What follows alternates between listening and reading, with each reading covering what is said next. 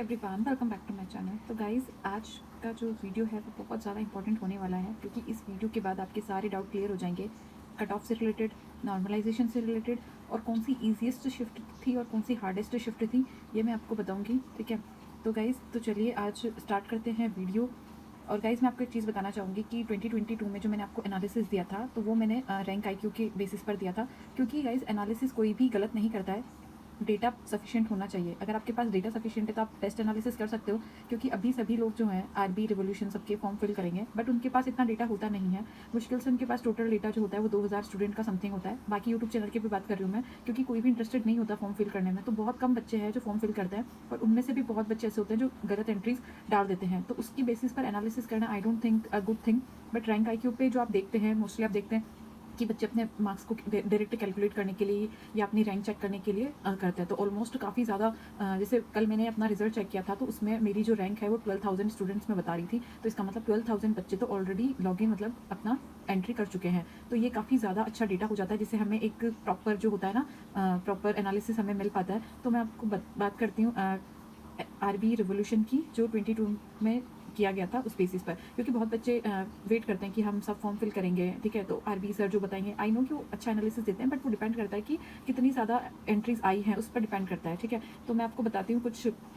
Guys ये है 2022 का जो आरबी सर ने, शुभम सर ने आपको बताया था, ये मैंने भी देखा था। ठीक है, तो ये वाली जो शिफ्ट्स थी गाइज, तो इनमें आप देखो, काउंट देखो कि कितने बच्चों ने एंट्रीज किए। 400 400 400 टोटल टू 500 समथिंग एंट्रीज है। ठीक है, तो इनके जो एवरेज स्कोर आ रहे थे ना, वो भी पता है कैसे आ रहे थे, 125.160, मतलब कुछ एवरेज डिफरेंस ही मतलब पॉइंट्स में आ रहा है। तो आप इसमें कैसे आइडिया लगाओगे कि एक शिफ्ट में कितने मार्क्स बढ़ने चाहिए, या शिफ्ट कितनी टफ थी, इस बेसिस पर आप कैसे पता लगाओगे। ठीक है, तो यहाँ पे एवरेज 126 पॉइंट, अब आप यहाँ पे कितने मार्क्स बढ़ा सकते हो। अब सर ने क्या किया था इनमें सब में, जैसे यहाँ पे 0.5 ये आ रहा है, तो और वन मोर थिंग कि यहाँ पे आप टफेस्ट शिफ्ट या इजीएस्ट शिफ्ट पता कर ही नहीं सकते, क्योंकि ऑलमोस्ट सबके मार्क्स जो है वो सिमिलर ही हैं। देखो आप, और ये वाला जो डेटा देखो कितना मतलब अप्रोप्रिएट बिल्कुल नहीं था, क्योंकि इसमें 17 नवंबर की फर्स्ट शिफ्ट वो टफेस्ट शिफ्ट थी, ये सही है। बाकी जो 18 थी ये सबसे ज़्यादा इसके बाद टफेस्ट शिफ्ट थी, और ये मेरी शिफ्ट थी जिसमें मेरे 8 मार्क्स बढ़े थे, और ये गाइस चला गया बिल्कुल नीचे। ठीक है, तो यहाँ पे नॉर्मलाइजेशन तो आपका हो जाएगा बिल्कुल उल्टा पुल्टा, अगर आप इन वीडियोस पर ट्रस्ट करेंगे। ये मैं सही बात बता रही हूँ, आप भले ही मेरी बात को आपको बुरा लगे, आपको लग रहा है मैं किसी का भी विरोध नहीं कर रही, सर बहुत अच्छा एनालिसिस देते हैं, बट ये सबसे इंपॉर्टेंट चीज़ होती है कि आपके पास प्रॉपर एंट्रीज है या नहीं है। वन मोर थिंग मैं आपको बताऊँगी कि क्योंकि बच्चे क्या आँख बन के बिलीव कर लेते हैं कि बोल दिया तो ठीक है, मतलब बट उनकी भी गलती नहीं है अगर डेटा अच्छा खासा होता है तो। और ये है वन मोर यूट्यूबर। ठीक है, तो इनकी जो एनालिसिस था ये 2022 का मैं बता रही हूँ। ठीक है, तो इनमें आपने बताया ये 17 फर्स्ट शिफ्ट में 3 से 5 नंबर, जबकि 10 नंबर इंक्रीज़ हुए थे, 9 से 10 नंबर गाइज।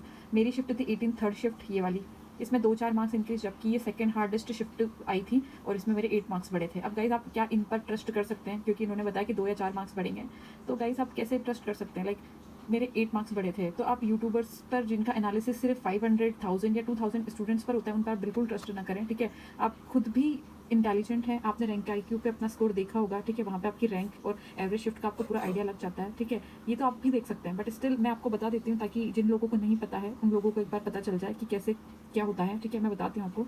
ये है गाइज 2023 का। ठीक है, वन मोर थिंग गाइज, मैं आपको कुछ बताना चाहती हूँ कि मैंने 2022 में अपना रैंक आईक्यू का एनालिसिस भी दिया था। ठीक है, दिस वन, ये मैंने ऐसे ही डाल दिया था, क्योंकि मैं इतना ज़्यादा टाइम नहीं लगाती थी कुछ डालने के लिए, तो ये मैंने दिया था विच इज़ द एग्जैक्ट, जो आप देखिए, आप चेक भी कर सकते हैं इसे, जो आप बच्चों के मार्क्स इंक्रीज़ हुए थे ना, आप उसमें भी चेक कर सकते हैं। 17 फर्स्ट शिफ्ट, ठीक है, सबसे हार्डेस्ट शिफ्ट थी, और 18 थर्ड शिफ्ट सेकंड हार्डेस्ट थी, 18 फर्स्ट शिफ्ट उसके बाद थर्ड हार्डेस्ट शिफ्ट थी, और इनमें सब में ऊपर की जो तीनों शिफ्ट है ना, इसमें 8 से 10 मार्क्स इंक्रीज़ हुए हैं गाइज, ये बात ध्यान रखना। ठीक है, 8 से 10 मार्क्स इन तीनों शिफ्ट में, और उसके बाद जो 17th की सेकंड शिफ्ट थी वो सबसे ईजिएस्ट थी, जिसमें बिल्कुल भी मार्क्स इंक्रीज़ नहीं हुए। बच्चे कहते हैं ईजिएस्ट है तो मार्क्स डिक्रीज़ हो जाएंगे, तो नहीं, ऐसा नहीं होता, मार्क्स कभी डिक्रीज़ नहीं होते, बढ़ते नहीं है, बस जैसे हैं मार्क्स जो है बढ़ते नहीं हैं, जैसे हैं वैसे ही रहते हैं।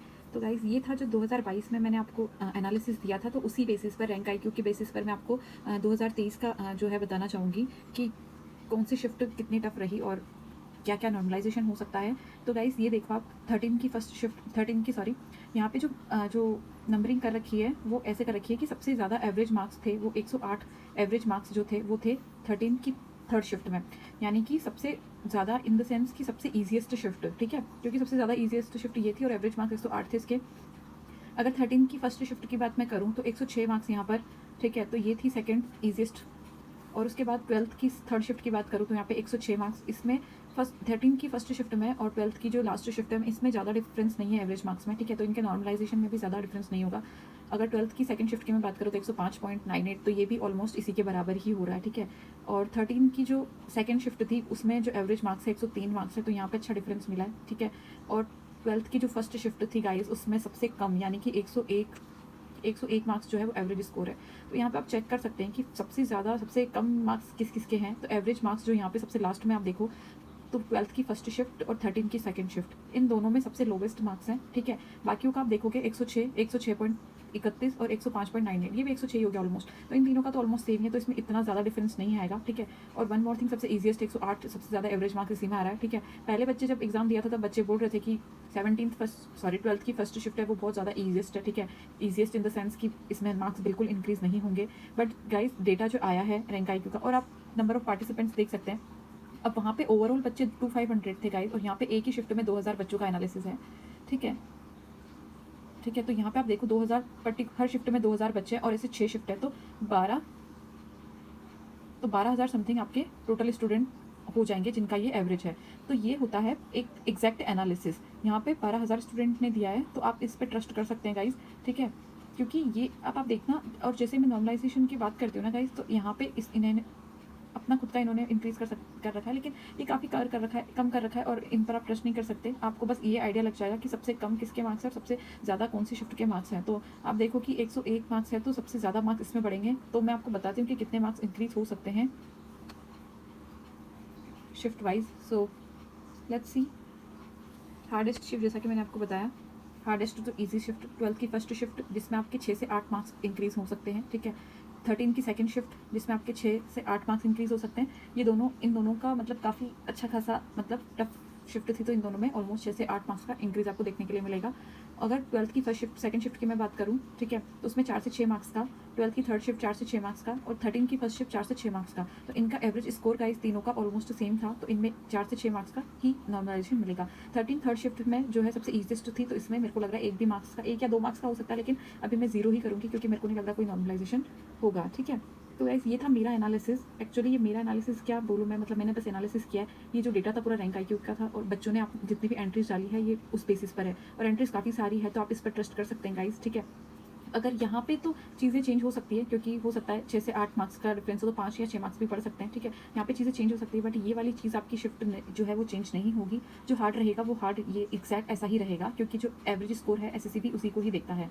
तो आप इस बेसिस पर अपनी स्किल की प्रिपरेशन स्टार्ट कर सकते हैं गाइस। मैं तो ये कहूँगी कि 130 मार्क्स से ऊपर जिसके भी मार्क्स है ना गाइस, वो स्किल में लग जाओ, क्योंकि कुछ भी नहीं कह सकते कि बाद में इंक्रीज़ हो जाए वैकेंसीज, ठीक है। स्टार्टिंग में 2022 में वैकेंसीज अपडेट नहीं हुई थी, तो सबने अपनी कट ऑफ जो थी वो 2200 समथिंग वैकेंसीज के अकॉर्डिंग बनाई थी, ठीक है। और उनको लग रहा था इंक्रीज हो भी सकती है, but still at the end of the time जब वैकेंसीज अपडेट हुई तब पूरी 4000 वैकेंसीज हो गई थी, ठीक है। तो अभी 1200 वैकेंसीज है, तो हाई चांसेस है कि आपकी वैकेंसीज इंक्रीज होगी, ठीक है। DOPT और CBDT की तो 100% होगी जिसमें, तो आप अपनी तैयारी करें गाइस, ठीक है। आपके चांसेस हाई हैं अगर आपके 130+ मार्क्स है तो। All the best guys. आपको ये वीडियो अच्छा लगा हो तो लाइक करें, क्योंकि मैंने काफ़ी एनालिसिस करके ये वीडियो बनाया है, ठीक है। All the best guys, bye.